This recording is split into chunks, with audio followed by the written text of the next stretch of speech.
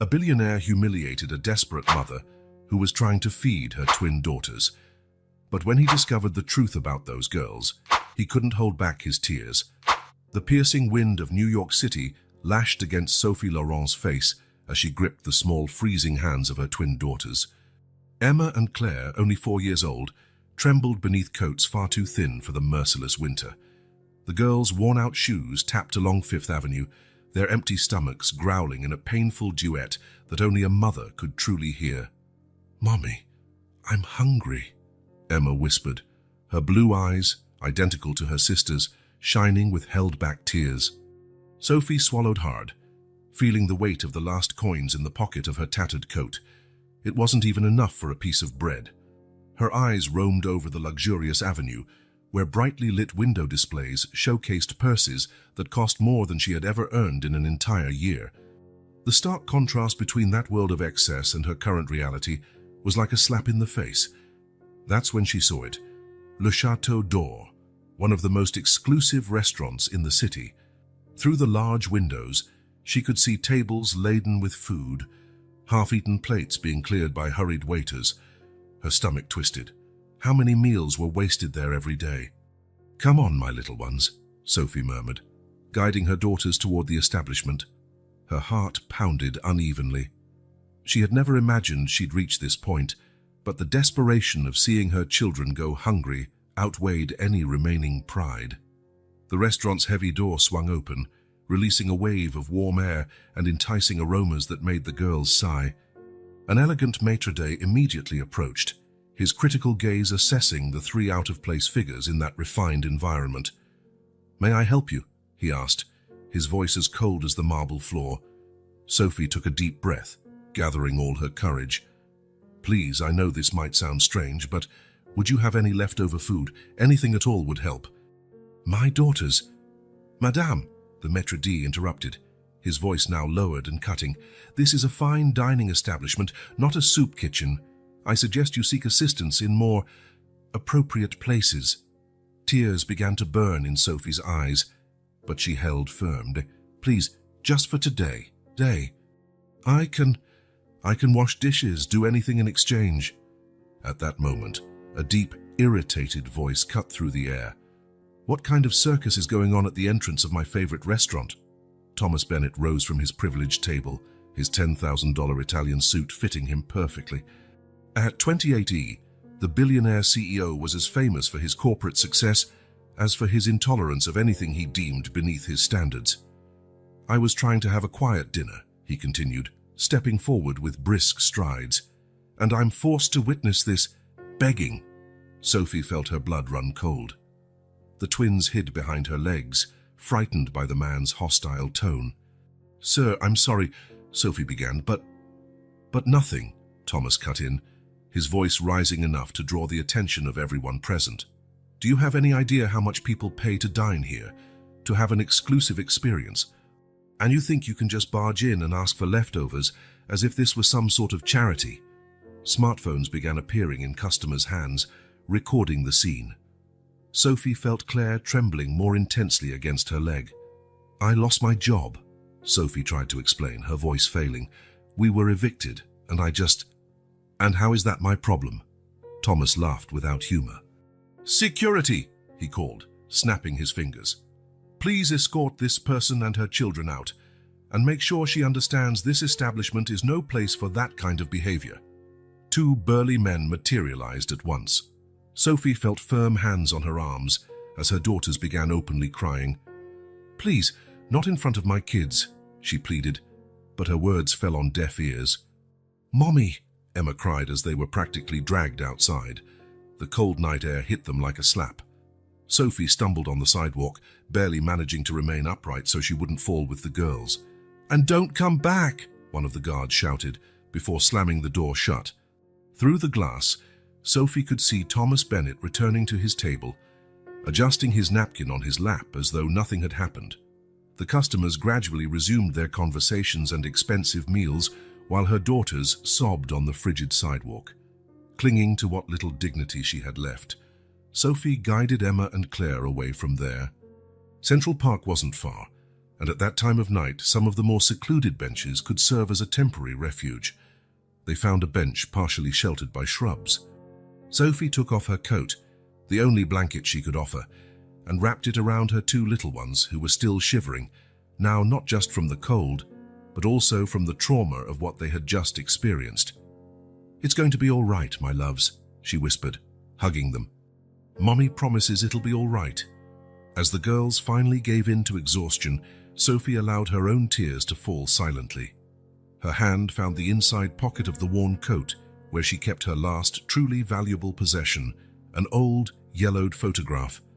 Under the faint glow of a nearby lamppost, she examined for the 1,000th time the image she had carried for as long as she could remember. A couple smiled, holding a baby.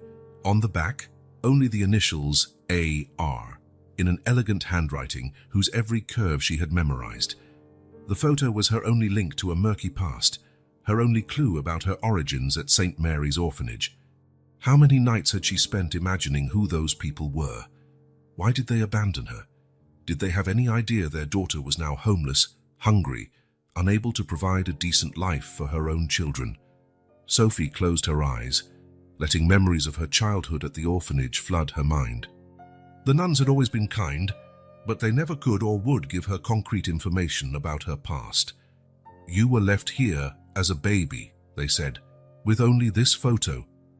Over the years, Sophie had tried everything.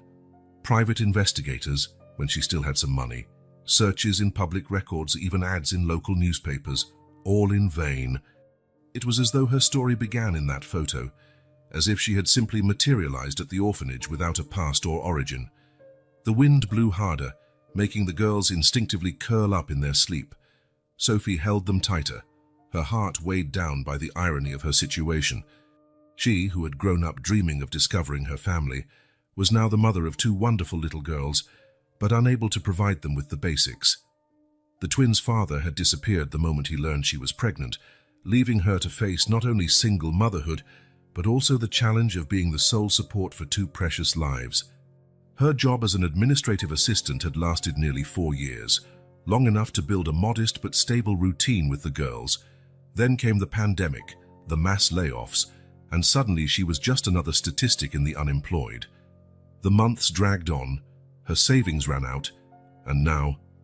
A sob escaped her lips, causing Emma to stir in her sleep. Sophie forced herself to calm down. She couldn't fall apart. Not now. Not when her daughters needed her so much. Her phone, an old model that barely worked, vibrated in her pocket. Checking the cracked screen, her stomach twisted further. The video of her humiliation at the restaurant was already circulating on social media. Cruel comments multiplied, some calling her an opportunist, others mocking her situation. A few expressed sympathy, but were quickly drowned out by the wave of judgment. Sophie turned off the phone, unable to keep reading. Thomas Bennett's arrogant face, the man who had humiliated her publicly, was etched in her mind. How could anyone be so cruel? So utterly devoid of compassion. She couldn't help but note the irony. He looked about her age, probably born the same year as she was. But while she fought to survive, he lived in a world of privilege, so distant from her reality, it might as well have been another planet. "Mommy," Claire mumbled sleepily, squeezing her hand. "Yes, sweetheart. Will there be food tomorrow?" Sophie's heart broke a little more. "Yes, my love. I promise. Now sleep, okay?" As her daughter drifted back to sleep, Sophie gazed at New York's dark sky, where only a few stubborn stars managed to twinkle through the city's light pollution. Somewhere, maybe her biological parents were looking at the same sky. Did they know their daughter was going through all this? Did they care? Sophie held her daughters more tightly, letting exhaustion finally overtake her. Tomorrow would be another day. Tomorrow, she would need to be strong again, keep fighting, keep looking for a way out. But for now, in this moment of vulnerability under the Manhattan stars, she allowed herself to be just a lost girl, clutching the only piece of her past in one hand and her hopes for the future in the two little angels sleeping in her arms. Marie Dubois adjusted the scarf around her neck, her watchful eyes fixed on the young woman and the two girls sleeping on the Central Park bench. It was the third consecutive night she had observed them from the same spot, partly hidden behind a large tree. Her years as a nurse had taught her to recognize the signs of despair, and that small family radiated vulnerability from every pore. But compassion wasn't the only reason she returned night after night. Something about Sophie Laurent disturbed her deeply, like a persistent memory refusing to take full shape. The video of the incident at Le Château d'Or had reached her through her niece, who shared it indignantly in the family group. "Look how the rich treat the poor," the message read. Marie, however, barely paid attention to the arrogant businessman. Her eyes were fixed on the young mother's face, her delicate features, the way she protected her daughters. The first time she came to the park was out of curiosity, the second time out of concern. Now on the third night, something deeper drove her, a nagging hunch she couldn't ignore. A cold wind blew through the trees, making Sophie pull her daughters closer in their sleep. Marie felt her heart tighten. After 30 years as a nurse at Memorial Hospital, she had seen more than her share of suffering. Even 5 years into retirement, she still carried memories of that fateful night of the fire, memories that sometimes crept into her nightmares. No, she pushed the recollection away like one would swat a bothersome fly. This wasn't the time for her own ghosts. With determined steps, she emerged from her hiding place. "Good evening," she said softly, keeping a safe distance so as not to startle the young mother. Sophie immediately went on the defensive, clutching the girls tighter. "Who are you?" "My name is Marie Dubois. I was a nurse." She hesitated, choosing her words carefully. "I've been watching you and your daughters, and I'd like to offer some help." "You've been watching me?" Sophie frowned, wary. "Why?" Marie sat on a nearby bench, her wrinkled hands clutching a worn purse. "Because no one should sleep in the park, especially not with 2 small children. I have an apartment in the Bronx. It's nothing fancy, but it has heat and hot water." Sophie laughed without humor. "And why should I trust you, a stranger who admits she's been following me?" "Because at this moment, dear, your options are limited," Marie replied, with the candor that comes only with advanced age. "And because, unlike that arrogant businessman at the restaurant, I truly want to help." The twins stirred, and Emma opened her drowsy eyes. "Mommy, I'm cold." Marie saw Sophie's resistance waver. Mothers would do anything for their children. She had witnessed that countless times in her career. "My apartment is 20 minutes from here by subway," Marie went on. "If you don't feel comfortable, you can leave at any time. But at least for tonight, let me offer a warm place for your girls to sleep." Sophie looked at her daughters, then up at the dark sky, threatening rain. Finally, with a deep sigh, she nodded. The subway ride was quiet. The twins, exhausted, fell asleep again on the metal seats while Sophie kept her eyes on Marie, still clearly distrustful. Marie couldn't blame her. The city had taught the young mother to be cautious. Marie's apartment was small but welcoming. Decades of hard work were reflected in the simple yet well-maintained furniture, in the discreet wallpaper, in the old photographs in worn frames. "The bathroom is there," Marie said. "There's hot water and clean towels. The girls look like they really need a bath."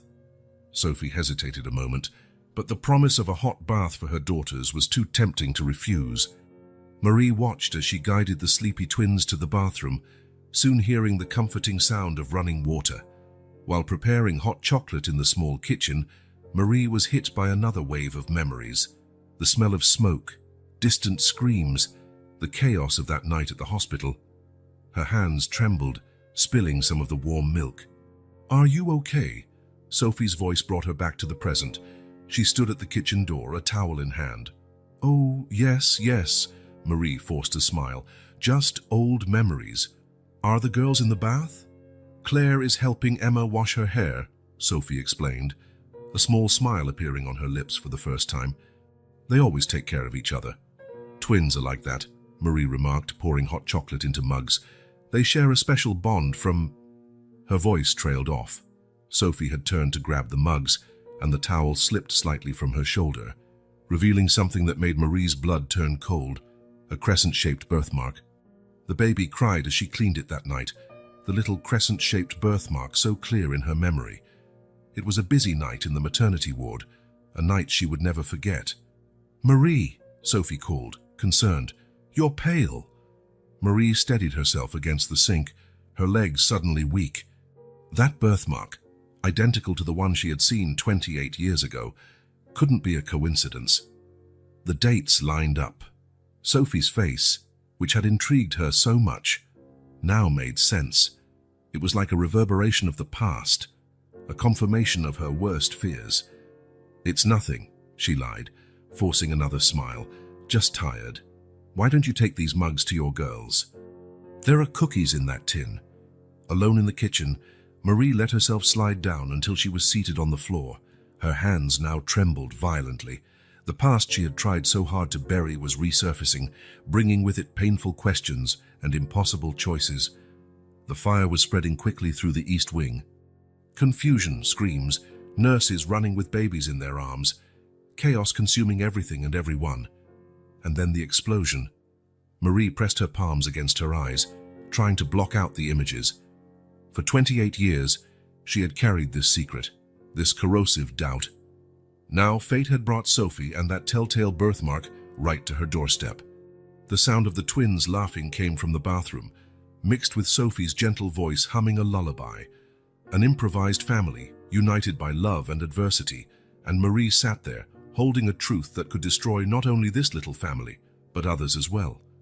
Should she tell what she knew? Reveal the suspicions that had tormented her for so long? What if she was wrong? What if her mind, affected by age and the trauma of that night, was creating connections that didn't exist? But that birthmark. Marie stood up slowly, her joints protesting. In her bedroom, locked in the back of the closet, there was a box. Inside it were documents and photographs she had never dared give to the authorities. Documents and photographs from that terrible night, reminders of one of the worst moments of her career and of a mystery that had never left her mind. For now, she decided, she would keep her secret. She needed to be sure. She needed to investigate more, confirm her suspicions. Sophie and her daughters needed stability right now, not more turmoil in their lives. Yet as she listened to the cheerful voices coming from the bathroom, Marie knew she had embarked on a path of no return. The truth, like the fire that fateful night, had a life of its own, and sooner or later, it would consume everything in its path.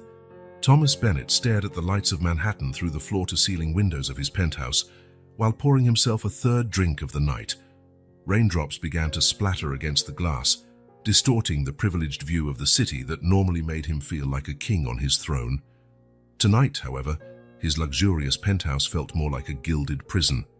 His phone vibrated once more on the coffee table. He didn't even need to look to know. Another repost of the video, another outraged comment, another sensationalist headline. Billionaire CEO humiliates single mother and hungry children at Le Chateau d'Or. The New York Post's headline was particularly harsh. The face of inequality, when the 1% shows its teeth. And how is that my problem? His own words haunted him, echoing in his mind with cruel clarity. The 12-year-old whiskey burned his throat, but couldn't erase the frightened expressions on those children's faces, clinging to their mother's legs as security dragged them away. The intercom buzzed, interrupting his dark thoughts. "Mr. Bennett, your mother is on her way up. She insists it's urgent." Thomas straightened his tie and tried to regain his composure. Victoria Bennett hated any sign of weakness, even in her only son.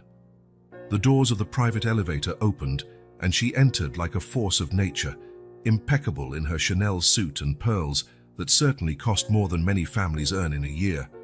"Thomas, darling, what's this about you not answering my messages? I've already spoken to our PR team and—" "I was a monster, Mother," he interrupted, running his hands over his tired face. "Those kids, they were starving.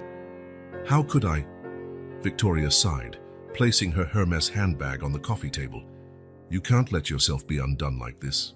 Yes, it was an unfortunate incident, but nothing a good social marketing campaign can't fix. I've already scheduled a press conference for tomorrow." Thomas walked into his office, a room lined with mahogany and leather that had cost more than many entire apartments. His eyes fixed on the old photo on his desk. He and Elizabeth as babies, sleeping peacefully side by side. His twin sister lost in the Memorial Hospital fire 28 years ago. "Sometimes I wonder what Lizzie would think of me," he murmured, more to himself than to his mother. "Of the man I've become." "Oh, Thomas," Victoria approached, her expensive perfume filling the room. "Don't do this to yourself. Your sister is gone. It was a terrible tragedy, but you're still here, alive, thriving. You can't let the past keep you from moving forward." He unconsciously touched the birthmark on his shoulder through his silk shirt, identical to the one his sister had, as shown in the photo. It was one of the few things still connecting them, besides the increasingly hazy memories his mother shared on special occasions. "What was she like, Mother?" he asked suddenly. "In the few days you had with her." Victoria seemed momentarily unsettled by the question. "Thomas, why bring that up now?" "Seeing those twins today, the bond between them, made me think about what it would have been like growing up with a sister." "Elizabeth was beautiful," Victoria answered after a pause, her voice softening. "You were identical, of course, but there was something special about her, a sparkle in her eyes." She stopped, breathing deeply. The fire was horrible, losing a child. There's no pain greater than that. Thomas turned back to the window, watching the rain fall more heavily. "Sometimes I have dreams, nightmares, really. About fire, the cry of a baby." "They're just dreams," Victoria cut in quickly. "You were far too young to have any real memory of that night."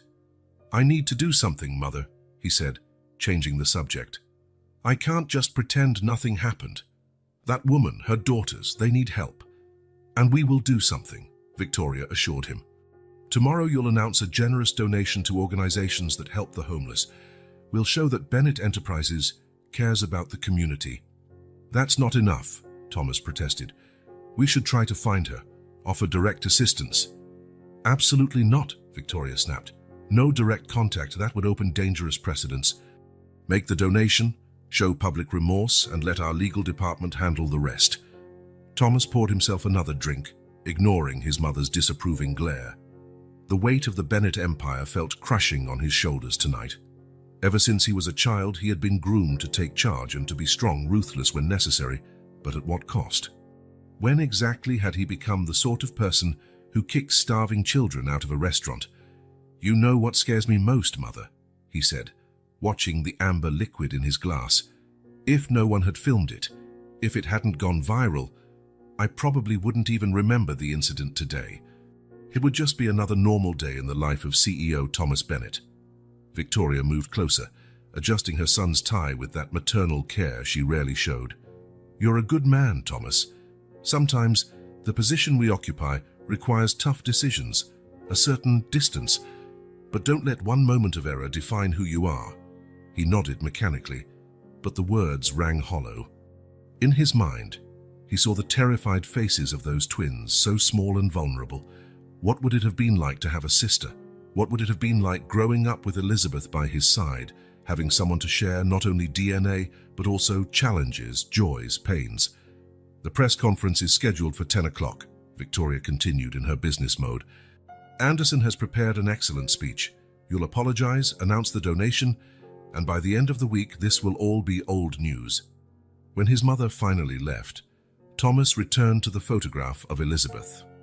The birthmark on his shoulder seemed to tingle, as if reminding him of a connection forever lost. Those twins at the restaurant, seeing their bond, had awakened an old pain, a sense of loss that no corporate empire could ever fill. He walked onto the covered balcony, letting the light drizzle touch his face. The city stretched out below him, a sea of flickering lights on that rainy night. Somewhere down there, a young mother and her daughters might be out in the cold and hungry because of his arrogance.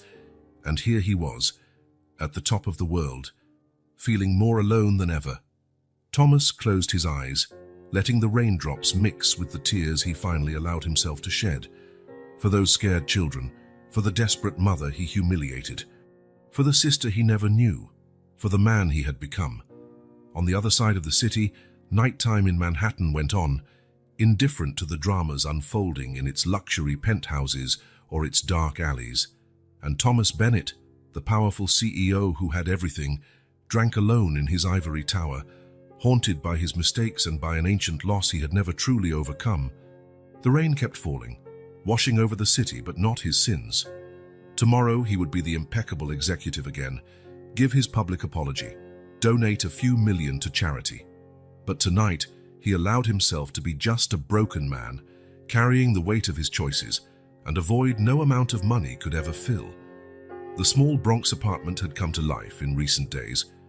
The sound of the twins' laughter echoed through the narrow halls, filling spaces that had been silent for a long time.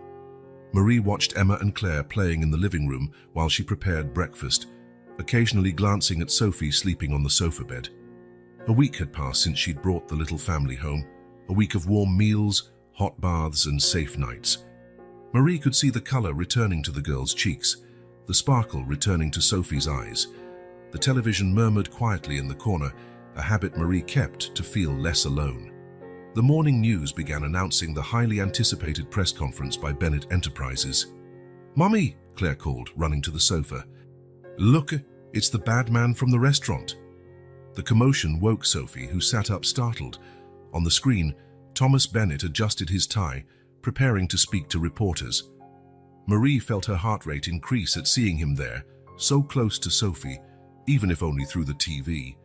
"I offer my sincere apologies for my behavior," Thomas's deep voice echoed in the room. It was a moment of severe lapse in judgment. Marie watched him closely. His eye shape, the curve of his jaw, the way he ran his hand through his hair when nervous. These were gestures she had also noticed in Sophie over the past days. The similarity was disturbing. "What an arrogant man," Sophie muttered, hugging Claire. "He thinks he can buy forgiveness with pretty words and donations." Marie walked into the kitchen, her hands trembling slightly as she poured coffee. 28 years had gone by, but the memories of that night at Memorial Hospital still haunted her with unsettling clarity. "Marie?" Sophie's voice pulled her back to the present. "Are you okay? You look pale." "Oh, yes," Marie forced a smile. "Just, old memories. I worked for many years as a nurse at Memorial Hospital." Sophie stepped closer to help with the cups.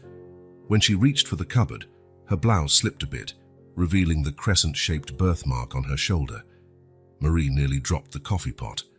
That mark, exactly like the one she had seen so many years ago, on a night she could never forget. "Marie!" Sophie called again, worried. "Are you sure you're okay?" "Yes, dear." Marie took a deep breath, trying to steady her trembling hands. "I'm just tired." "Why don't you call the girls for breakfast?" While Sophie went to fetch her daughters, Marie leaned against the sink, her heart pounding. On the TV, Thomas Bennett continued his press conference. She couldn't take her eyes off him now, noticing every little detail that... No. She shook her head, trying to chase away the thoughts. Too many coincidences. And yet... "Breakfast is getting cold," Emma announced cheerfully, rushing into the kitchen with her sister. Marie smiled at the girls, serving them pancakes.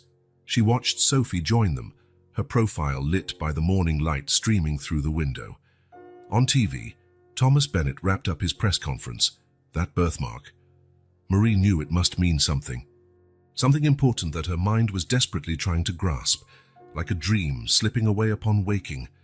But for now, she decided, she would keep her suspicions to herself. "More pancakes," she offered, focusing on the present, on the warmth of the little family fate had placed in her path. The day went on, filled with household chores and the sound of children's laughter. But in the back of her mind, Marie couldn't forget what she'd seen. The birthmark, the similar gestures, the facial features that seemed to mirror each other. 28 years was a long time, long enough for memories to blur, for certainties to fade. But some things Marie knew time couldn't erase. Time, and that crescent-shaped birthmark. Well, perhaps it was only the beginning of a story she wasn't ready to reveal. Jack Morgan's office was in a discreet building on the Lower East Side, far from Manhattan's mirrored skyscrapers. Thomas Bennett adjusted his Yankees cap and dark sunglasses, a simple disguise to avoid being recognized. Ever since last week's press conference, his face had been all over the news. Jack awaited him in a modest room lined with files, an old fan buzzing in the corner.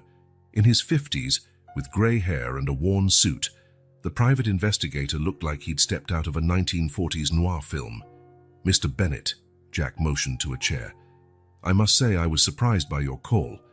Usually your lawyers handle this kind of situation." Thomas removed his sunglasses, revealing deep, dark circles.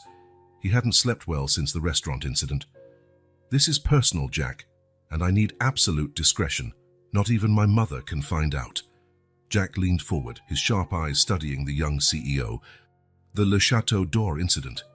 I need to find that woman and her kids," Thomas said, running his hand over his tired face. "Not for the press, not for PR.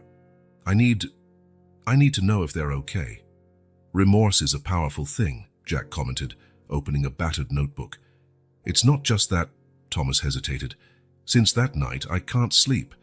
There's something about this situation that's bothering me deeply." Jack began jotting down notes. "What exactly do you want to know about them?" "Everything. Who she is, where she came from, why she ended up in that situation, and especially if there's any way to help them without creating complications." The investigator nodded slowly. "It'll cost more than usual. Discreet investigations always do." "Money is not an issue." Thomas took an envelope from his jacket. "Here's a retainer. I want daily reports, even if there's no news." Over the following week, Thomas immersed himself in work, trying to quell the restlessness gnawing at him. Jack's reports began trickling in, starting with basic information gathered at the restaurant. The woman mentioned she recently lost her job, lived in an apartment in the Bronx until she got evicted. The twins are about 4 years old. On the third day came a more significant discovery. Confirmed name, Sophie Laurent. Worked as an administrative assistant at an import firm for 4 years until she was laid off during the pandemic. No known family. Thomas read each report obsessively. Something about the young woman's story intrigued him, refused to let him rest. Every new detail felt like a piece of a bigger puzzle he still couldn't see. By Friday, Jack appeared unannounced at his office. "I found something interesting," he said, taking a folder from his briefcase. "Sophie Laurent grew up at St. Mary's Orphanage, abandoned there as an infant, with only an old photograph as a clue to her origins." Thomas felt something stir at this information, like a distant echo of something familiar. "There's more," Jack continued. "She was dropped off at the orphanage just a few days after the fire at Memorial Hospital." Thomas froze. "The same hospital where—" "Yes," Jack confirmed. "The same hospital where you were born." A heavy silence fell over the office. Thomas moved to the window, gazing at the city below Memorial Hospital. That name had haunted him forever, loaded with memories that weren't truly his, only stories told and retold by his mother. "Currently," Jack went on, "she's staying temporarily with an older woman in the Bronx, Marie Dubois, a retired nurse." "A retired nurse?" Thomas asked quickly. "Yes. And here's something curious. She worked at Memorial Hospital at the time of the fire." Thomas sank heavily into his chair. Too many coincidences. His mother always said coincidences were the universe trying to tell us something. "What else did you find out about the orphanage?" "The records are vague." Jack consulted his notes. "An elderly nun mentions Sophie arrived with a high fever, wrapped in a simple blanket. The only thing with her was an old photograph of a couple with a baby, and the initials AR on the back." Thomas picked up the photo of Elizabeth on his desk, him and his twin sister as babies, sleeping side by side. The official story, the one his mother told, was that Elizabeth died in the fire. But sometimes in his deepest dreams, he doubted. "Keep investigating, Jack," he said finally, "especially about Memorial Hospital. Any record from that night, anyone who worked there." "Mr. Bennett," Jack cut in gently, "may I ask why this matters so much to you?" Thomas unconsciously touched his right shoulder, where his crescent-shaped birthmark remained hidden beneath his Italian suit. "Because sometimes," he replied slowly, "I feel there's more to that night than my mother ever told me." After Jack left, Thomas stayed late in his office. Reports spread out over his desk like clues to a mystery he was only beginning to understand. Sophie Laurent, a name that now carried the weight of questions he never knew he needed to ask. Somewhere in the Bronx, she and her daughters were rebuilding their lives, unaware that their stories might be more intertwined than anyone could imagine. Thomas looked once more at the photo of Elizabeth, feeling that familiar twinge of loss. "What really happened that night, Lizzie?" he murmured to the picture. The city outside continued its eternal dance, indifferent to the mysteries unfolding beneath its surface. And Thomas Bennett, the powerful CEO with everything except answers, made a decision. Tomorrow, he would visit the Bronx. He needed to see Sophie Laurent with his own eyes, even if from a distance. He needed to understand why her story affected him so deeply. Maybe then, finally, the nightmares that had plagued him since that night at the restaurant would begin to make sense. The Bronx felt like a completely different world from the sterile, luxurious environment Thomas Bennett inhabited. He parked a more modest Audi, not the Bentley he usually used, several blocks away from the address Jack had provided. The building was old but well kept, its red brick facade worn by time. Thomas checked his reflection in the rearview mirror. He had chosen deliberately casual clothes, jeans, a polo shirt, unbranded shoes. Even so, he felt out of place, as if he carried the weight of his privileged life in every gesture. The intercom crackled when he pressed the button for apartment 4B. "Hello?" said the voice of an older woman. "Good afternoon, I'm Thomas Bennett. I would like to speak with Sophie Laurent." A tense silence followed. "The man from the restaurant?" The voice, likely Marie Dubois, sounded cautious. "Yes, I came to apologize in person." Another pause. Thomas was already thinking he'd be turned away when the door buzzer sounded, unlocking the entrance. The elevator was broken, so he climbed 4 flights of stairs, his heart pounding faster with each step. At the 4th floor landing, Marie waited by the door, her experienced eyes evaluating him with a mix of caution and something else he couldn't identify. "Sophie and the girls are in the living room," she said simply, letting him pass. The apartment was small but cozy, filled with old but well-cared-for furniture and floral curtains that softened the afternoon light. The smell of freshly brewed coffee lingered in the air. Thomas heard children's voices before seeing them. "Look, Mommy! I made a castle," one of the twins exclaimed. Thomas stopped at the living room entrance, feeling as though he'd been punched in the stomach. Sophie was sitting on the floor with her daughters, toy blocks scattered around them. The scene was so different from the desperation at the restaurant that for a moment he almost didn't recognize her. Marie cleared her throat softly. "Sophie, you have a visitor." Sophie looked up and froze. Thomas saw the blood drain from her face as she instinctively pulled the girls closer. "What are you doing here?" Her voice trembled slightly but held strength. "I came to apologize," Thomas said, drawing a deep breath. Why were his hands shaking? "In person? Weren't your public apologies on TV enough?" Sophie stood, placing herself between him and the children. Then it happened, a small, insignificant gesture that made Marie, watching from the entryway, catch her breath. Sophie ran her hand through her hair in a nervous movement, exactly as Thomas had done seconds earlier. The same gesture, the same angle, like a mirror. "Mommy." Emma tugged on Sophie's shirt hem. "Is he the bad man from the restaurant?" Thomas felt the weight of those words like a dagger. He slowly knelt, so he was at the girl's eye level. "Yes, I was very bad that day," he said gently. "And I came to say sorry to you too." Claire, who until then had hidden behind her sister, took a small step forward. "Are you still bad?" A sad smile formed on Thomas's lips. "I'm trying to be better." Marie observed the scene intently, noticing every detail, how Thomas and Sophie had exactly the same shade of eyes, how their expressions changed in unison when they were nervous. "Why now?" Sophie asked, her voice more controlled. "Why come here?" "Because I can't sleep," Thomas admitted, surprising even himself with his honesty. "Because what I did was unforgivable, and a public apology through the media isn't enough." Sophie studied his face for a long moment, as though searching for signs of deceit. Thomas held her gaze, sensing a strange familiarity in the eyes that regarded him with such distrust. "Look," Claire suddenly exclaimed, pointing to something on the coffee table. "He's doing the same thing you do, Mummy." Everyone followed the girl's gaze. Thomas had unconsciously started tapping his fingers on the side of his leg, exactly as Sophie did when she was anxious, a habit Marie had noticed in recent days. A strange silence fell over the room. Marie cleared her throat again.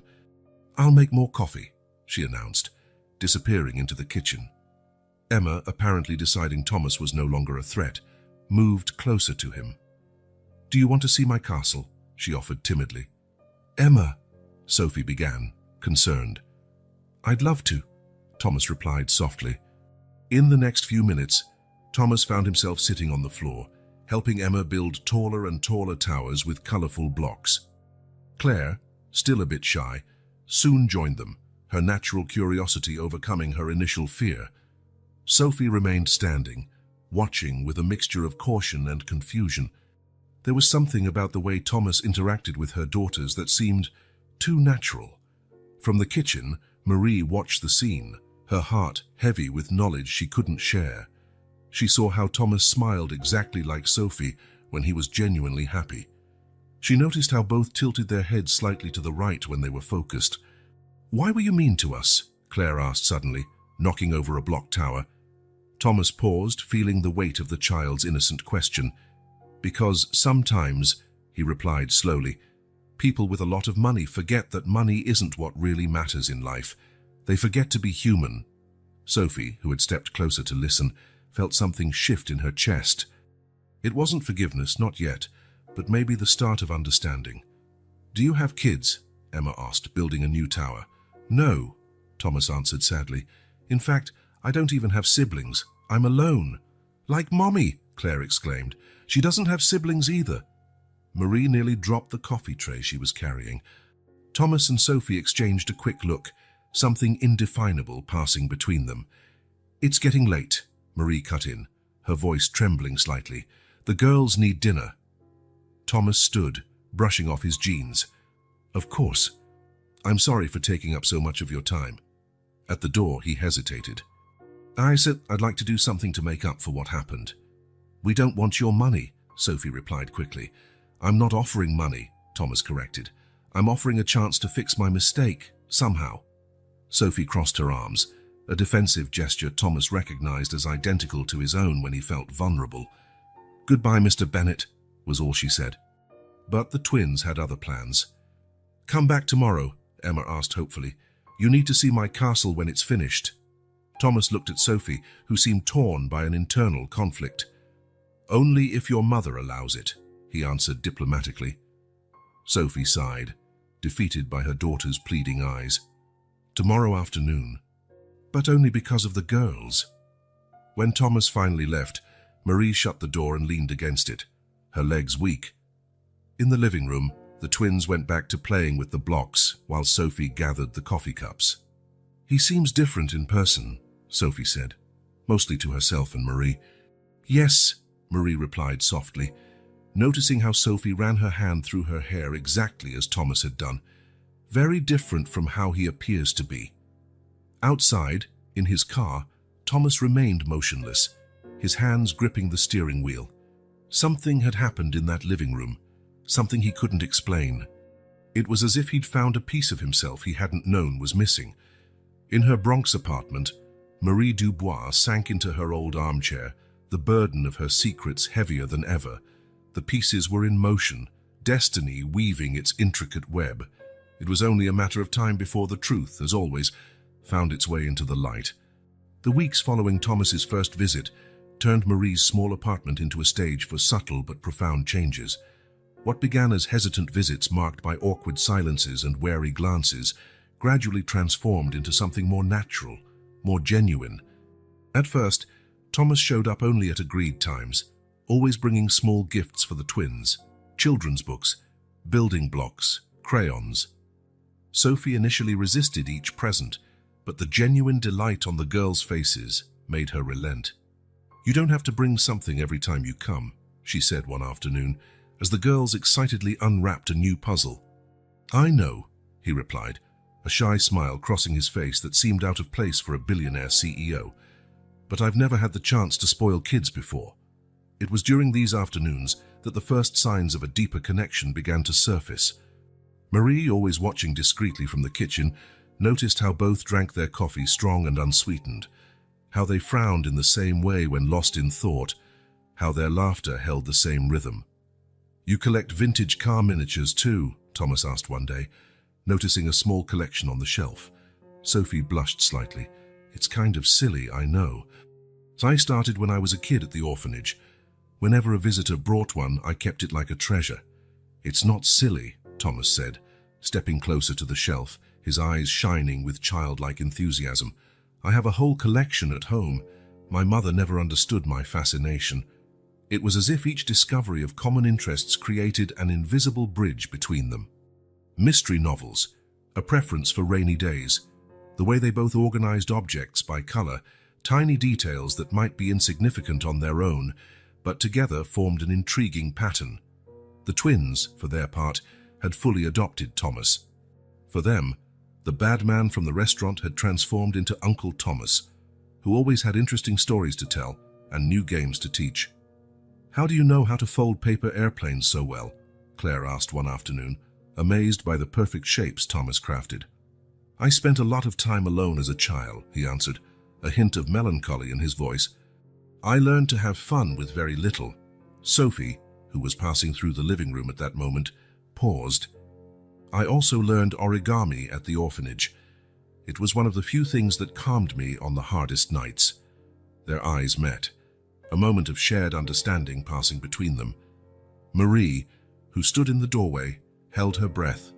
It was like watching two halves of a whole slowly recognizing one another, albeit unconsciously. But while this unlikely friendship blossomed in the Bronx, a storm was brewing in Manhattan. Victoria Bennett was not a woman accustomed to being kept in the dark, especially where her only son was concerned. Thomas's frequent visits to the Bronx did not go unnoticed, particularly after his personal driver casually mentioned the addresses. "Madame," Anderson, her personal assistant, said, handing her an envelope. "These are the details you requested on Sophie Laurent." Victoria opened the envelope in her office at the Bennett mansion, spreading photographs and reports across her mahogany desk. Her aristocratic features hardened at the sight of pictures of Sophie with Thomas, taken from a distance by private investigators. "Just another gold digger," she muttered. But something about the photos disturbed her. The way Sophie smiled, the way she tilted her head, there was something familiar she couldn't place. "Anderson," she said, her voice tight, "I want more information about her past, everything starting from her birth." The reports began arriving daily. St. Mary's Orphanage, abandoned as a baby, the only clue an old photograph. Victoria read each detail obsessively, looking for signs of a scam, a carefully orchestrated con. Then, on a particularly cold night, she found something that made her world stop turning. A detailed report on Sophie's arrival at the orphanage included the date, just 3 days after the fire at Memorial Hospital. Victoria dropped her whiskey glass, the amber liquid staining the Persian rug. Her hands trembled as she opened a locked drawer in her desk, taking out an old folder marked only with the date of the fire. Yellowed photographs spilled across her desk, Elizabeth and Thomas as babies, so small, so perfect. The hospital's report on Elizabeth's death, hastily signed amid the chaos of the fire. And one photo she hadn't seen in years, the maternity ward hallway engulfed in flames. "No," she whispered to the empty office. "It can't be." But the dates lined up perfectly. And now, looking at the recent pictures of Sophie, Victoria began to see what her subconscious had been trying to deny. The same features as Thomas, the same gestures she saw every day in her son. With shaking hands, Victoria poured herself more whiskey. The memories of that night, locked away for so long, emerged like ghosts. The intense heat, screams echoing in the halls, nurses running with babies in their arms, the confusion over which baby was which, lost ID bracelets in the chaos, and her own voice screaming Elizabeth's name through the smoke. "Anderson," she called sharply. "Madam?" "Find me information on a former nurse named Marie Dubois. She worked at Memorial Hospital at the time of the fire." Meanwhile, in the Bronx, the relationship between Thomas and Sophie continued to develop. Unaware of Victoria's investigations, Thomas had started dropping by at different times, sometimes bringing dinner, sometimes just stopping by for a cup of coffee. Sophie, initially resisting any form of financial help, gradually accepted small gestures, a job referral here, a little help with school supplies for the girls there. "I'm not doing this out of pity," Thomas said one evening, helping wash the dishes after dinner. "I'm doing it because I feel good here." Sophie studied him for a moment, noticing how he looked more relaxed, more authentic than the arrogant CEO from the restaurant. "Sometimes," she admitted, "it feels like we've known each other a lot longer than we actually have." Thomas smiled, running a hand through his hair in a gesture mirroring Sophie's own. "I feel it too. It's like something finally makes sense," she finished, surprising them both with her honesty. Marie, passing by the kitchen at that moment, felt her heart tighten. How many times had she witnessed similar moments in recent weeks? Brief instants when the truth seemed ready to reveal itself, only to slip back into the shadows. The twins had become the heart of this new dynamic. Thomas helped them with homework, read them bedtime stories, and played hide-and-seek in the apartment's cramped hallways. On one particularly memorable occasion, he showed up with a small toy piano. "I can teach you a few notes," he offered shyly. "I learned piano as a kid. It was the only thing that really calmed me." Sophie froze. I always wanted to learn piano. At the orphanage, there was an old piano in the music room, but no one knew how to play. I used to sit there for hours imagining melodies." Another coincidence added to the growing list Marie silently kept. In Manhattan, Victoria pressed on with her relentless investigation. Each new report on Sophie only deepened her unease. A crescent-shaped birthmark, discovered through photos of Sophie at the beach with her daughters, identical to the one Thomas and Elizabeth had. A natural talent for numbers, much like Elizabeth had even as a baby. The same likes, the same gestures. "Anderson," she said one night, her voice betraying a bit of the whiskey she had drunk, "locate all medical records from that night, all of them, and especially find Clara Johnson." "The other nurse on duty," Anderson confirmed.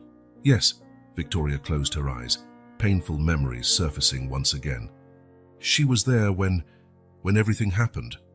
But as Victoria delved deeper into her private investigation, life in Marie's apartment went on, weaving ever stronger ties among its occupants.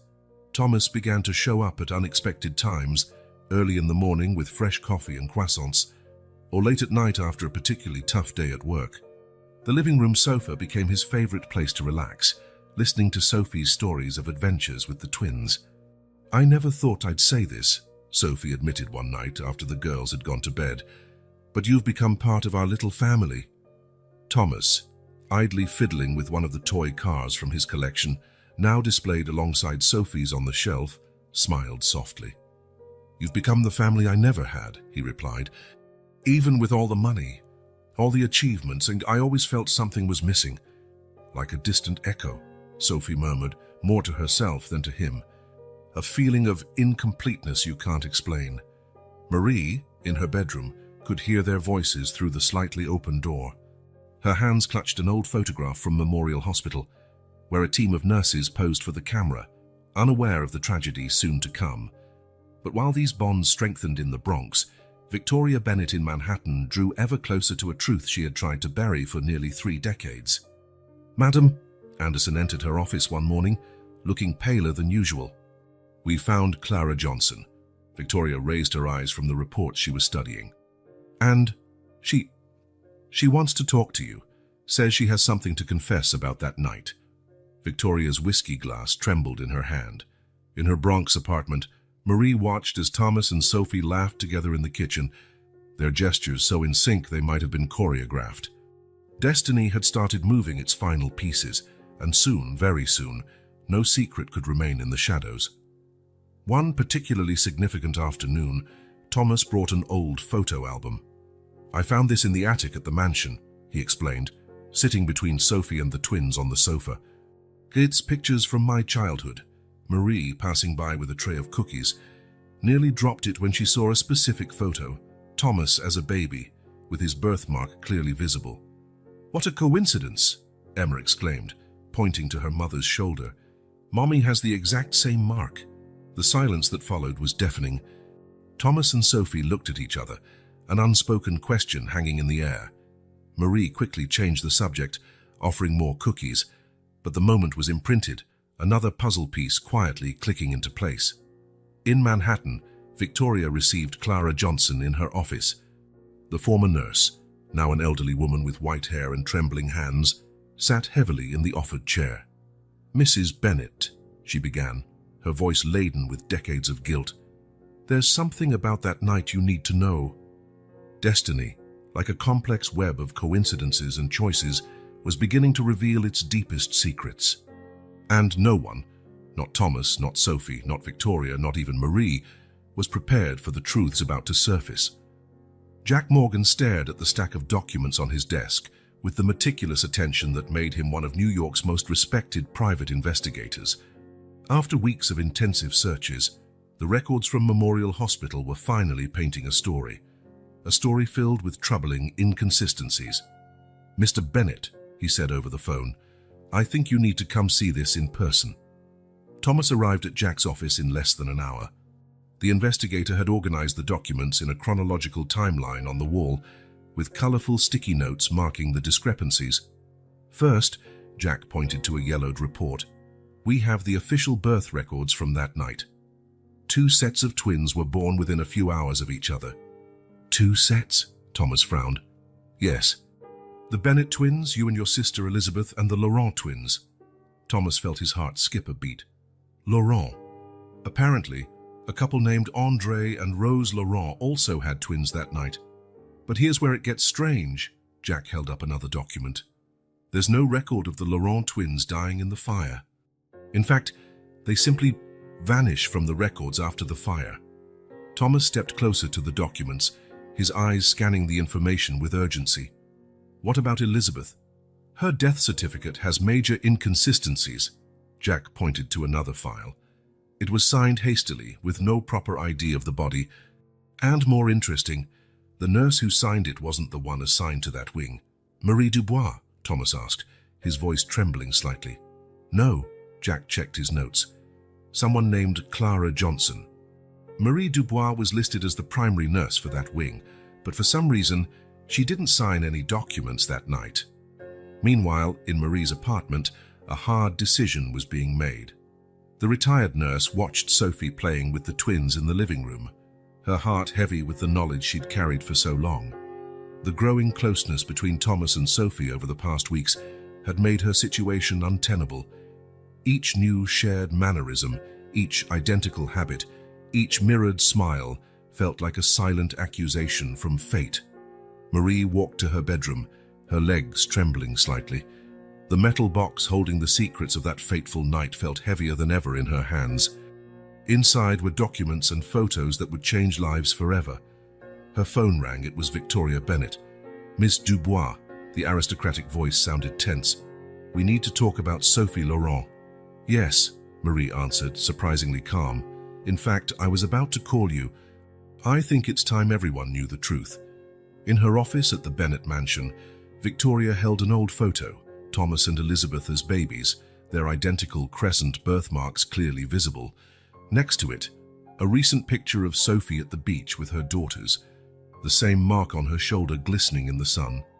"Anderson," she said, her voice shaking, "cancel all my appointments for tonight and contact Thomas. Tell him it's urgent." Afternoon was wearing on in Marie's apartment. Sophie had noticed something off in her hostess's behavior, unusual nerves, prolonged stares, heavy sighs. "Marie," she asked gently, "is everything okay?" The retired nurse took a deep breath. "Sophie, dear, I need you to stay here tonight. Thomas and Victoria Bennet are coming over. There's something all of you need to know." "Victoria Bennet?" Sophie's face went pale. "Thomas's mother? Why?" Before Marie could reply, Thomas arrived, still holding the documents Jack had given him. His eyes met Sophie's, and something passed between them, a silent understanding that something important was about to happen. "Where are the girls?" Marie asked, noticing the twins were gone. "They're sleeping over at a friend's for the first time," Sophie explained. "They were so excited." Marie nodded, grateful for the coincidence. What she was about to reveal shouldn't have children as witnesses. The doorbell rang precisely at 8. Victoria Bennett entered the small apartment like a queen stepping into foreign territory. But there was something different in her eyes, a vulnerability Thomas had never seen before. "Mother?" he approached, concerned. "What's going on?" Marie gestured for everyone to sit. On the coffee table, she placed her metal box, now open, revealing decades of carefully preserved secrets. "Before I begin," she said, her voice trembling slightly, "you need to understand that what I'm about to reveal will change your lives forever." Victoria gripped her Hermes bag tightly, her knuckles white with tension. Sophie instinctively moved closer to Thomas on the sofa, both sensing something monumental about to unfold. 28 years ago, Marie began, pulling out an old photograph from the box. "I was the head nurse in the maternity ward at Memorial Hospital. On the night of the fire, 2 sets of twins were born." Thomas and Sophie exchanged a quick glance, both noticing how their hearts beat in the same rapid rhythm. "The Bennett twins," Marie continued, looking at Victoria. "And the Laurent twins." Victoria let out a stifled sob. Sophie placed a hand on her chest, feeling an emotion she couldn't name. That night, Marie removed more documents from the box. Something happened. Something that changed 2 families' destinies forever. "The hospital records," Thomas interrupted, his voice hoarse. "Jack found discrepancies."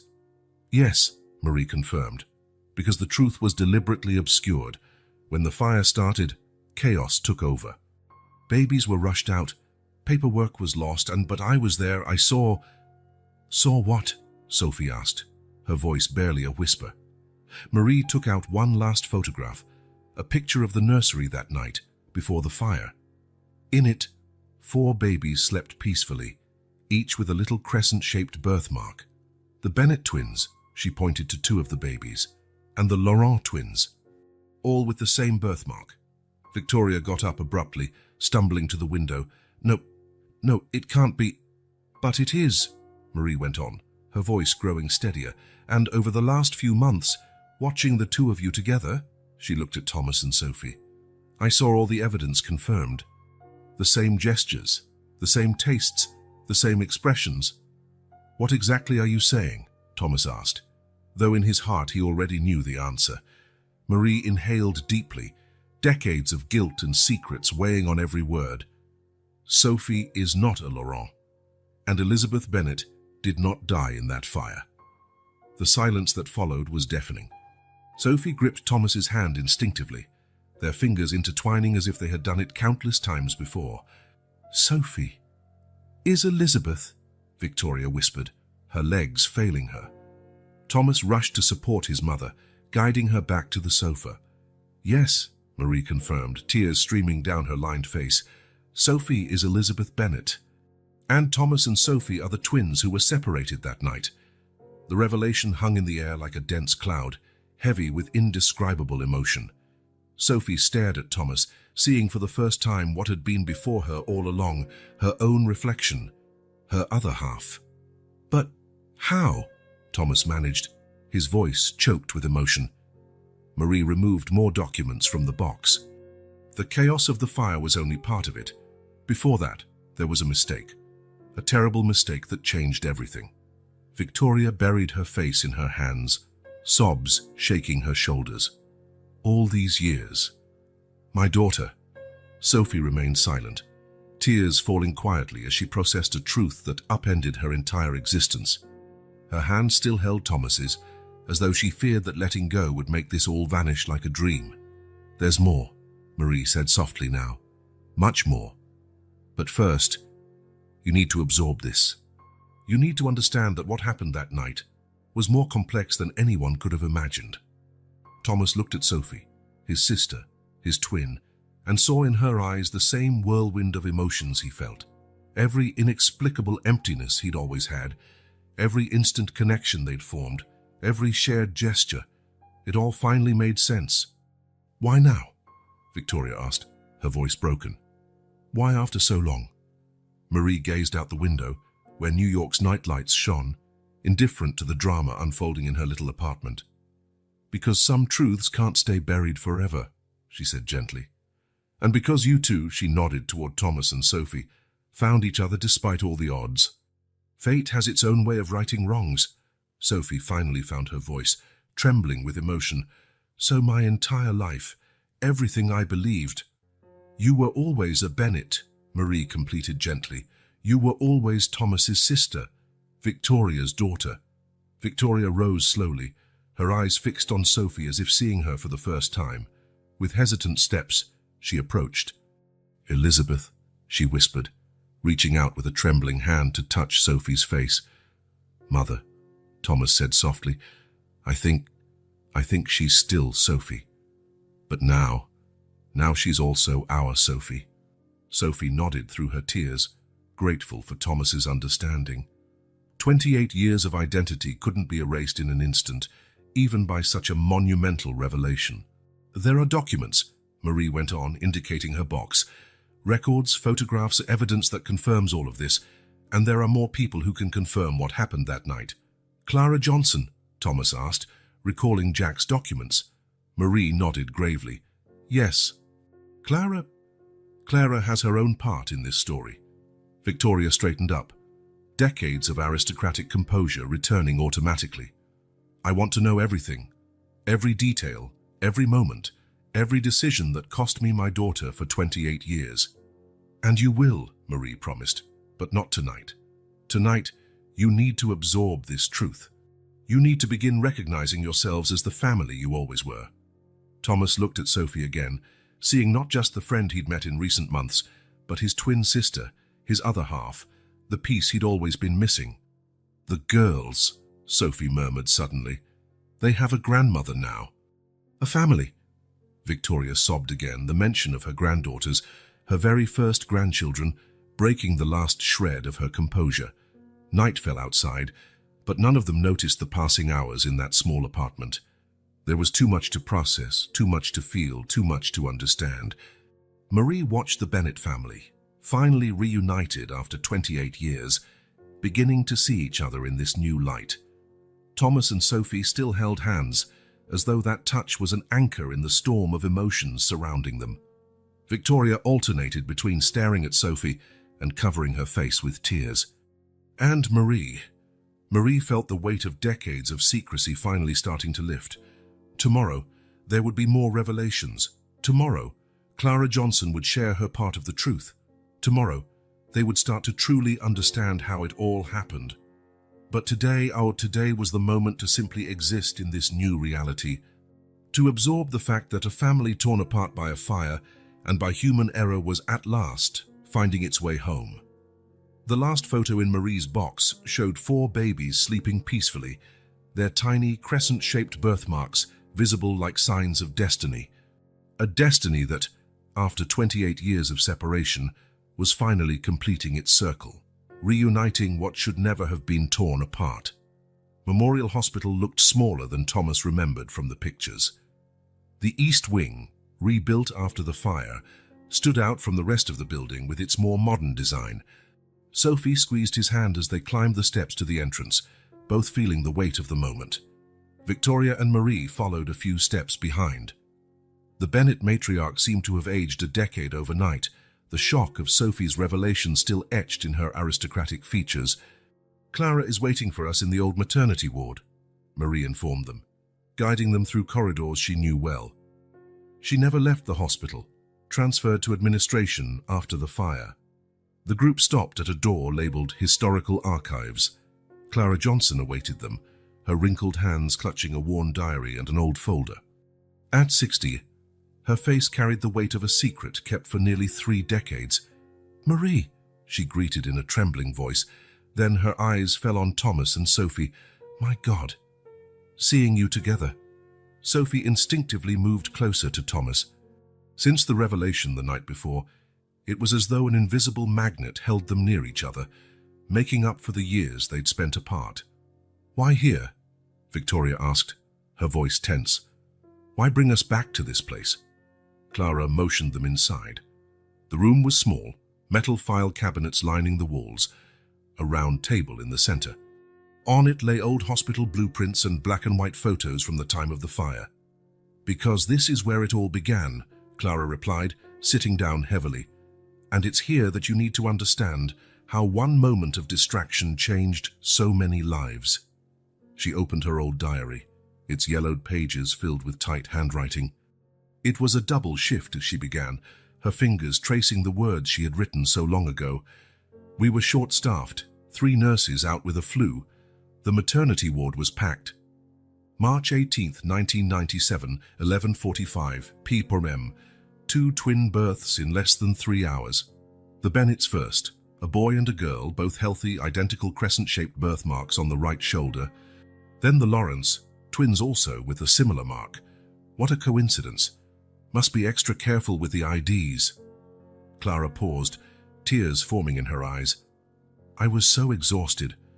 36 hours on duty, running from one room to the next.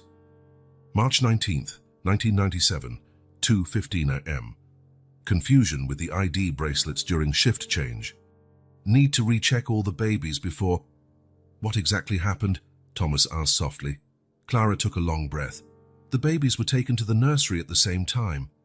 4 newborns, all with the same birthmark, all born within a few hours of one another.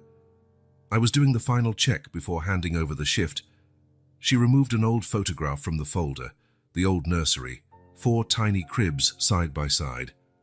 The ID bracelets were our only sure way to tell the babies apart, she continued. I should have waited for help, should have called another nurse, but I was so tired, so sure I could handle that last task alone. Sophie unconsciously touched her birthmark through her blouse. And you swapped the bracelets? Not on purpose, Clara sobbed. I was verifying data, readjusting the bracelets that seemed too loose. At some point, between my exhaustion and the rush, I mixed them up. Victoria stood abruptly, walking to the window. Outside, the city went on with its routine, indifferent to the drama unfolding in that small room. When did you realize the mistake? She asked, her voice sharp. Clara opened more pages of her diary, revealing frantic scribbles. March 19th, 1997, 4:30 a.m. Something's wrong with the IDs. The records don't match. Need to recheck. March 19th, 1997, 5:15 a.m. Fire alarm. Smoke coming from the east wing. Evacuation procedure underway. My God, the babies. The fire started before I could fix my error, Clara continued, her voice breaking. Everything turned to chaos, babies being evacuated in a rush, frantic parents, smoke everywhere. Marie, who had stayed silent until then, stepped closer to the table. I was coming on the next shift. When I arrived, the hospital was already in flames. Clara nodded. Marie found some of my preliminary notes, noticed something was off. But at that point, saving lives took priority over paperwork. She pulled more documents from her folder, hospital records, fire department reports, newspaper clippings from that time. During the evacuation, the Bennett and Laurent babies were separated. In the confusion, with the swapped bracelets, Elizabeth Bennett was recorded as one of the Laurent twins and taken to St. Mary's orphanage when no relative was found. Sophie, Elizabeth, let out a choked sob. Thomas immediately put an arm around her, protective. What about the real Laurent twins? And Victoria began. They died in the fire, Clara finished softly. When their bodies were found, with the swapped bracelet, we assumed it was Elizabeth Bennett. The silence that followed was heavy with decades of guilt and regret. Why didn't you say anything afterward? Thomas asked, his voice shaking. Once you realized the error, Clara pulled out one last document, a resignation letter, dated a week after the fire but never submitted. Cowardice, she admitted. The error had already cost 2 lives. The families were grieving. Revealing the truth then would have seemed cruel. So I transferred to administration, where I could manage the records, keep the evidence, waiting for the right time. The right time? Victoria turned from the window, her eyes flashing. 28 years. That was the right time. Victoria, Marie intervened gently. None of us acted properly. I also suspected and kept secrets. But why? Sophie asked, her voice small. Why keep all this evidence if you never planned to reveal the truth? Clara closed her diary with trembling hands. Because I knew that one day the truth would find its way out. And when it did, you all deserve to know exactly what happened. She pushed the folder and the diary toward Thomas and Sophie. Here it is. Every detail from those 48 hours, every decision, every mistake. The complete story of how you were separated. Thomas opened the diary, Sophie leaning in over his shoulder. The pages told a story of exhaustion, rushed decisions, a seemingly small mix-up that rippled through decades. "There's more," Clara added, pulling out an old key from her pocket. "In the basement archive, I kept all the original records, photos, medical documents, even the original ID bracelets." Victoria approached the table slowly. "You kept all of this, all these years?" "Yes," Clara nodded, "because I knew that one day I'd have to answer for my actions, and you all deserved to have the complete truth." The group followed Clara down narrow corridors to the hospital's basement. The archive room was a labyrinth of metal shelves, boxes, and folders stacked to the ceiling. In a distant corner, Clara stopped before a locked cabinet. "Here," she said, her hands shaking as she inserted the key, "is everything that's left from that night." The first thing they saw were the ID bracelets, small and faded, still showing the swapped names. Sophie touched one gently, the bracelet that should have borne her real name, her true family. "André and Rose Laurent," Victoria began, her voice faltering. "They died in a car accident a week after the fire," Clara said quietly. Maybe it was merciful that they never learned the truth about their babies." Thomas was holding an old photo, 4 cribs side by side in the nursery, each with a tiny, peacefully sleeping baby, unaware of the fate that awaited them. "How did we not see it?" Victoria murmured, more to herself than the others. "All the similarities, all these years." "Sometimes," Marie answered gently, "we see only what we're prepared to see." Clara pulled out more boxes from the cabinet, complete medical records, detailed reports, even the uniform she wore that night, still marked with smoke stains. "Every piece of this story is here," she said. "Every moment, every decision, so you can fully understand how your lives were affected by my mistake." Sophie approached Clara slowly. The older woman shrank back, expecting anger, blame, but instead, she felt Sophie's arms wrap around her in a gentle hug. "Thank you," Sophie whispered, "for keeping our story, for giving us the chance to understand." The tears Clara had held back finally began to fall. "Forgive me," she sobbed. "Please forgive me." Thomas joined the hug, followed by Marie. Only Victoria remained apart, still processing the decades of loss and discovery. "There's nothing to forgive," Thomas said softly. "What happened was an accident." "A terrible mistake, yes, but an accident." Clara gently disentangled herself, wiping her tears. "You deserve to know everything," she said, indicating the boxes of evidence. "Every detail, every moment." Over the next hours, in the silence of Memorial Hospital's basement archive, the complete story of that fateful night emerged through documents, photos, and memories. Clara and Marie filled in the gaps, answered questions, shared painful recollections they had carried for so long. Slowly, like a complex puzzle finally coming together, the Bennett family began to truly understand how their lives had been shaped by a series of seemingly random events one long-ago night. When they finally emerged from the hospital hours later, the sun was setting over New York. Thomas and Sophie carried boxes of documents, their story, their heritage, the pieces that explained how they were separated and, miraculously, reunited. "What do we do now?" Sophie asked softly, watching Clara and Marie say their goodbyes. Thomas squeezed her hand. Now we start building our story together. We can't get back the lost years, but we can make every future moment count." Victoria finally approached Sophie, gently touching her face. "My daughter," she whispered. "My Elizabeth, my Sophie." And there, on the steps of Memorial Hospital where it had all begun, the Bennett family, finally complete after 28 years, took their first steps toward a shared future. Spring arrived in New York, bringing more than just blooms to the city's parks. 3 months had passed since the revelation at Memorial Hospital, and the Bennett family was slowly learning to navigate its new reality. The Bennett mansion, once a monument to solitude and appearances, now echoed with the twins' laughter. Emma and Claire each had their own room in the house, decorated in rainbow colors and packed with toys Victoria compulsively purchased, as though trying to compensate for lost time. "Grandma!" Emma shouted, running down the corridors. "Look what Uncle Thomas gave me." Victoria smiled at the sight of her granddaughter proudly showing off a toy microscope. "Uncle Thomas," she repeated softly, still adjusting to the idea that her son and Sophie, her Elizabeth, her lost daughter, were now much more than mere acquaintances. The transition hadn't been easy.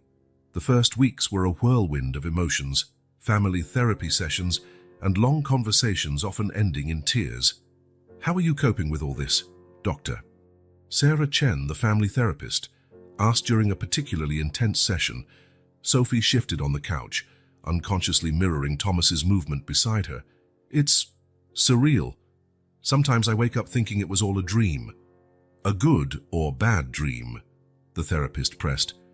"Both," Thomas answered, exchanging a sympathetic look with his twin sister. "It's like we gained something incredible, but also lost so much time." Victoria, sitting stiffly in her armchair, discreetly wiped a tear. "I lost 28 years with my daughter, 28 birthdays, graduations, the birth of my granddaughters." Guilt was a constant presence in the early weeks. Victoria spent sleepless nights reliving each moment after the fire, questioning why she hadn't investigated more thoroughly. "I should have asked to see the body," she confessed to Marie one night. The retired nurse had become a frequent presence at the mansion. "I should have questioned more." Marie held her hands gently. "Victoria, that night, we all failed in some way. But now we have the chance to make it right." Change began gradually. Sophie and the twins kept their Bronx apartment, but spent more and more time at the Bennett mansion.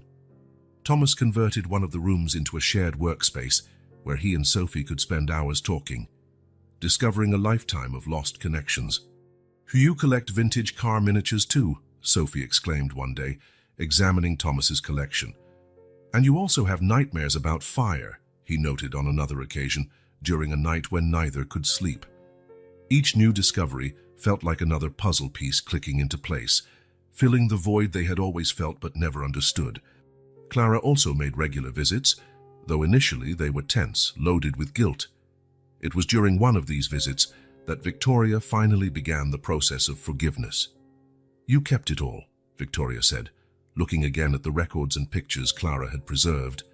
"All these years, because I knew one day the truth would come out," Clara replied gently. "And when it did, you deserved to have all the answers." The twins were key in the healing process. To them, the situation was simple. They'd gained a grandmother who adored them, an uncle who was really their mother's brother, and two great aunts in Marie and Clara who spoiled them with gifts and stories. "But why are you and Uncle Thomas twins if you didn't grow up together?" Claire asked one day, her innocent question cutting through the adult complexities. Sophie hugged her daughter, searching for the right words.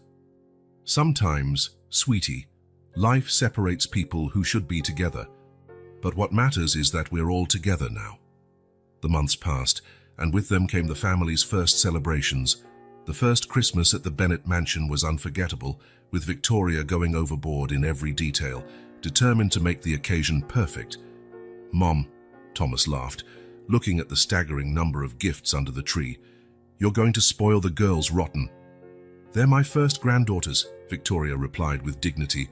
"I have a lot of time to make up for." Sophie watched the scene with teary eyes, feeling Marie's arm around her shoulders. "It's strange," she whispered. "My whole life I dreamed of finding my biological family, and now you have more family than you ever imagined," Marie finished softly. Spring turned into summer, bringing even bigger changes. Sophie accepted a position at Bennett Enterprises, working alongside Thomas on social projects. Her life experience gave the company a unique perspective on helping disadvantaged communities. "Remember that night at the restaurant?" Thomas recalled during a meeting. "Who would have guessed that a year later we'd be here, turning that terrible moment into something good?"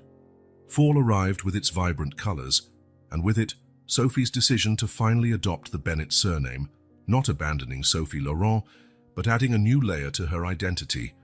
Sophie Elizabeth Laurent Bennett. She signed the documents, feeling the weight of history in every letter. Victoria cried upon seeing her daughter's new name. Decades of loss and restoration crystallized in that single moment. Then, almost without realizing it, the twins' 5th birthday arrived. The Bennett mansion was transformed into a fairy tale setting with butterflies and flowers everywhere. A theme personally chosen by Victoria, who had discovered the girls' love of gardens.